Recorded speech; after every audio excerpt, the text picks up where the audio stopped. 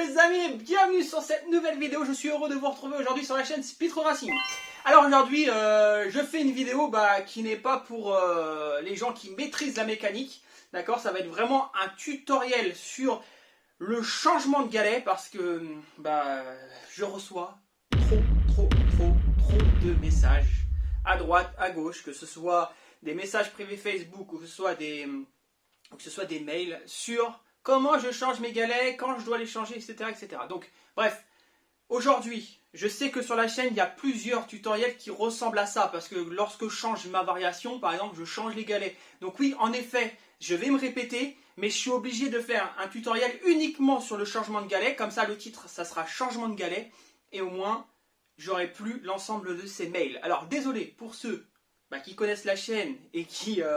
pour eux ça va être répétitif, donc voilà, vous pouvez arrêter la vidéo tout de suite parce que sachez que ça va être juste ça. Et voilà, donc et les nouveaux et tous ceux qui ont besoin de changer les galets, la vidéo est pour vous, alors on va rester connecté. Donc ce qu'on va faire, c'est qu'on va démonter la variation. Donc je profite de mon changement de galet parce que là j'étais en galet de réglage. Donc je répète, des galets de réglage, ce sont des galets de réglage, d'accord ? Beaucoup de gens continuent à rouler avec. Non, il ne faut pas. Ce sont des galets qui s'abîment extrêmement vite. C'est vraiment juste pour régler votre scooter. Il y a une boîte, vous achetez une boîte de réglage. Dedans, vous avez plusieurs poids différents. Je vais vous montrer ça. Donc, vous avez plusieurs poids différents. Vous voyez ici, du 3,5, du 4, du 4,5, du 5. Et bien sûr, ils font des boîtes plus grandes. 5,5, 6, 6,5 et 7. Donc, ce sont des boîtes de réglage avec beaucoup de possibilités. Voilà comment ça se présente à l'intérieur. Ce sont des galets en alu, ici, auxquels on vient mettre une coque en plastique. Voilà, et donc ça donne un galet comme celui-ci. Donc ça, c'est juste pour faire des tests. Vous les achetez, vous faites vos tests, parce que les galets définitifs, ils coûtent relativement cher. Donc ça permet, pour 20 €, vous avez une boîte complète. Vous faites vos différents tests et lorsque vous avez trouvé la bonne configuration de galet, celle qui correspond à votre moteur et celle qui correspond à vos besoins, parce que certains veulent de la longe, certains veulent du démarrage, certains veulent beaucoup de reprises, enfin bref. Donc la configuration de galet qui vous intéresse. Exemple, sur le booster, j'ai essayé plusieurs configs. La config qui m'intéresse et la config que moi j'ai validée, c'est le 4,5. Donc maintenant ce que je vais faire, c'est que je vais retirer les galets et je vais mettre du définitif 4,5. Les définitifs, entre guillemets, j'appelle ça définitif, mais enfin ce sont des galets, ils ont la particularité d'être beaucoup plus résistants. Avec des galets comme je vais monter, on est parti normalement pour facilement 6000 km. Donc vous voyez, c'est résistant. Bon, moi je les change bien avant, mais vous pouvez au moins aller jusqu'à 6000. Donc je vous conseille vraiment d'acheter ce genre de boîte. Ce n'est pas un placement de produit, je le répète. D'accord, je ne fais pas de placement de produit sur la chaîne pour le moment. Et donc vous pouvez acheter ce genre de boîte pour régler votre scooter. Et ensuite on passe au définitif. J'insiste parce que trop de personnes roulent avec des galets de réglage. Et donc, vous allez les abîmer très rapidement. Vous allez avoir un dysfonctionnement très rapide de votre variation, une baisse de puissance et surtout un bruit métallique. Donc c'est très désagréable et surtout, c'est vraiment pas fait pour ça. Donc on passe tout de suite à l'ensemble du démontage et vous allez voir que changer des galets, c'est vraiment très simple. Allez, c'est parti.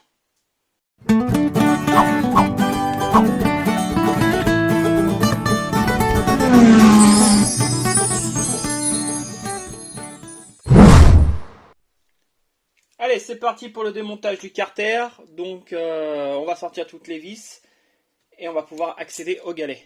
Allez, go!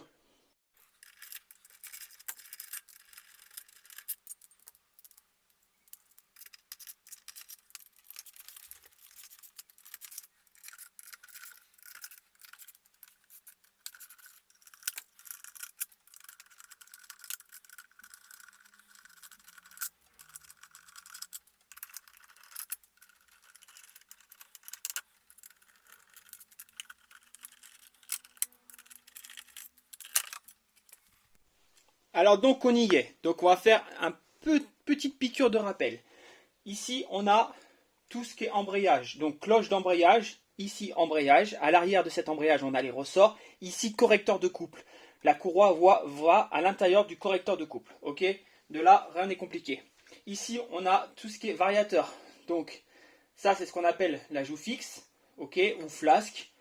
À l'arrière, ici, on a le variateur. Et encore plus loin, on a tout le système de démarrage électrique. Donc pour démonter ici le variateur et mettre les nouveaux galets, soit vous utilisez une clé à choc, soit vous utilisez une clé qui permet, c'est une clé métallique qui permet de venir coincer ici la noix de kick. Ici c'est la noix de kick, c'est la petite partie crantée que vous trouvez. Donc vous la fixez là et elle vient se fixer sur la noix de kick et donc ça permet de bloquer la variation. Ou vous utilisez un bloc piston. Donc un bloc piston, c'est un élément métallique assez long comme ça qui vient se fixer à la place de la bougie. Voilà, donc là on va utiliser la clé à choc.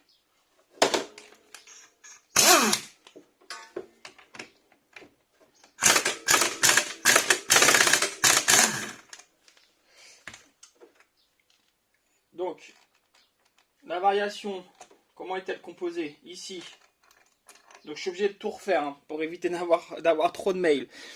Ici, on a cette petite rondelle qui est concave. Comme vous pouvez le voir, elle est légèrement bombée. Ok. Ensuite, vous avez ici la noix de kick. Donc, lorsque vous kickez et que votre kick n'adhère pas correctement, il faut que vous vérifiez cette pièce ou celle qui est directement dans le carter. Ici. Ça. Voilà, donc il se peut que vous ayez un problème ici, donc soit c'est limé, donc c'est très abîmé, donc il faut changer cette partie-là ou cette partie-là.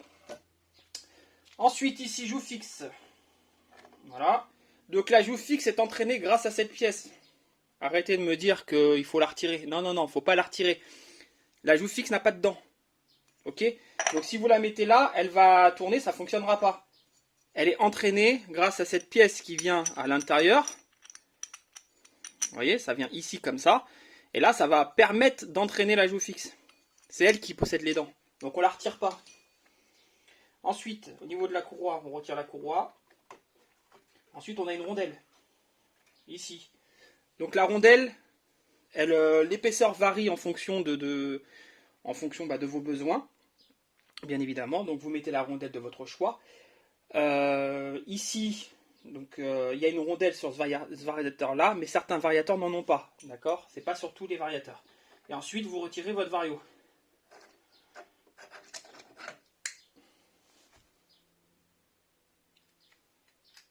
Ok, donc là, on retire. Ici, moi, j'ai déréglé des galets. Oh là là, je vais y arriver. De réglages que je vais retirer pour mettre enfin les définitifs parce que j'ai trouvé le bon réglage du scooter. Donc, je retire cela et je mets les définitifs dans le variateur. Donc, certains galets ont un sens. Bon, ceux-là, vous voyez bien qu'ils sont identiques des deux côtés, donc il n'y a pas de sens. Donc hop, je les mets tous.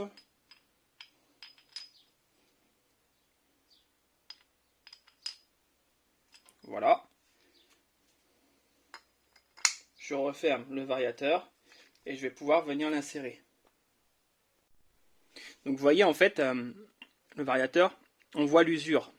Ici, tout ce qui est noir, c'est la montée de courroie. Donc là, on s'aperçoit qu'il n'y a pas de noir jusqu'en haut.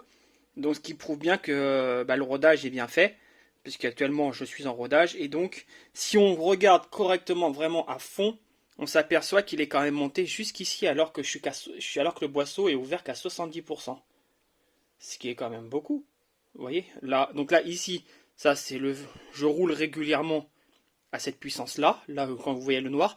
Ensuite, on voit un tout petit peu ici, c'est limé légèrement jusque là. Quand même, hein. Et donc quand je vais ouvrir le boisseau à 70%, la courroie va monter vraiment au maximum. Donc ce qui prouve que le réglage des galets actuels sont bons. Donc on remonte la variation. Donc on met le vario. Ici le canon. Ensuite on remet la courroie.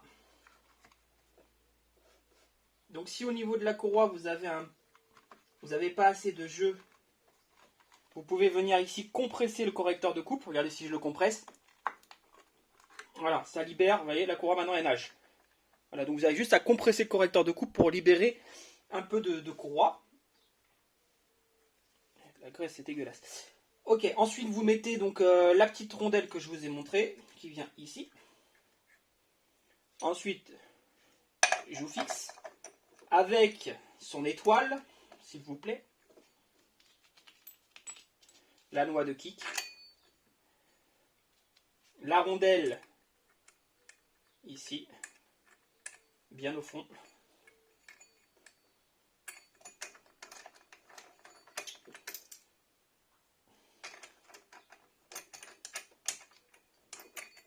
Voilà. Et enfin, le boulon. Vous voyez, changer des galets, c'est juste ça. Hein. C'est pas plus compliqué que ça. Et ensuite, vous resserrez le tout.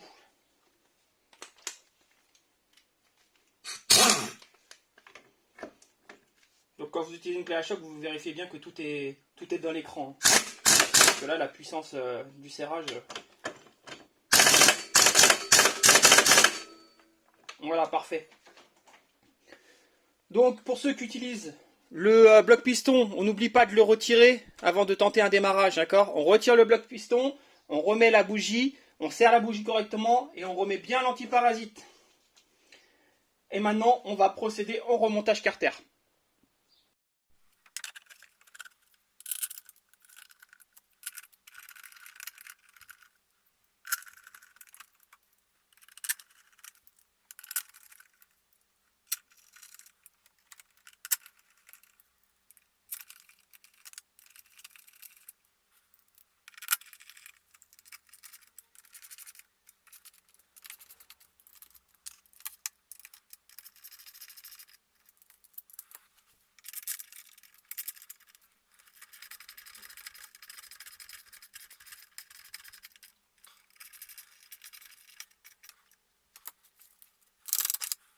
Et voilà les amis. Et ensuite les galets de réglage, d'accord, on les range, on les redémonte, on les range.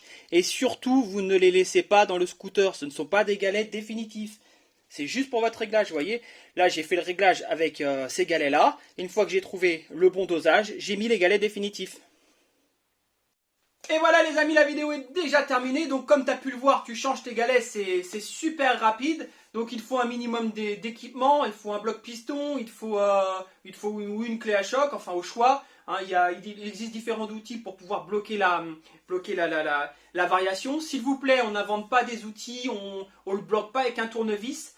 Parce que ça aussi, vous êtes nombreux à l'avoir fait et vous êtes nombreux à me faire un retour comme quoi vous avez pété votre variation. Bah ouais, en fait, vous mettez un tournevis, vous forcez fort et ça voile soit la joue fixe ou soit vous mettez un coup de tournevis dans le variateur et le variateur après il est rayé et donc la courroie vient buter dans les rayures profondes que vous avez créées. Donc ça on oublie, d'accord? Un bloc piston ça coûte pas grand chose, au pire vous l'empruntez un de vos copains qui possède un 2 roues. Et vraiment, il vaut mieux être outillé plutôt que de faire n'importe quoi parce qu'après, vous risquez vraiment d'endommager votre machine. Et franchement, je vais vous dire qu'un variateur, bah, c'est quand même pas donné, surtout un bon variateur. Donc, vaut mieux prendre son temps et utiliser les matériaux nécessaires pour le démontage du scooter. Voilà, donc les amis, si cette vidéo vous a plu, n'hésitez pas à lâcher un pouce bleu. Et on se retrouve à très vite pour d'autres vidéos. Allez, salut les amis!